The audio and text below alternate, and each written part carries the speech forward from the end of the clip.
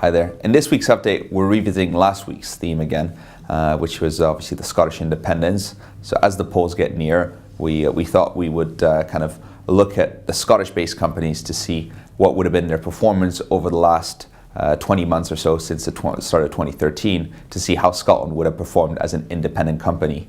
Now, obviously, there's no such thing as a Scottish index, so we kind of built our own with the idea that clearly a stock index is a key part of 21st century statecraft. So we kind of wanted to jump the gun ahead of the independence referendum to see how it would look like.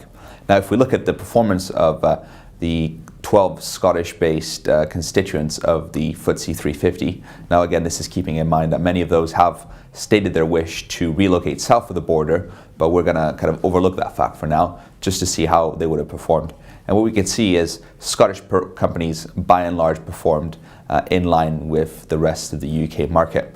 Now, this performance is looking at from the start of 2013 to today. But if you can look from that chart here, you can see that Scottish companies are quite a bit more volatile than their wider UK market. Now again, this is as you have a smaller universe of shares, which is obviously less isolated from the big winds of the market movement and doesn't necessarily have the diversification, and that's why you're seeing quite a bit more volatility.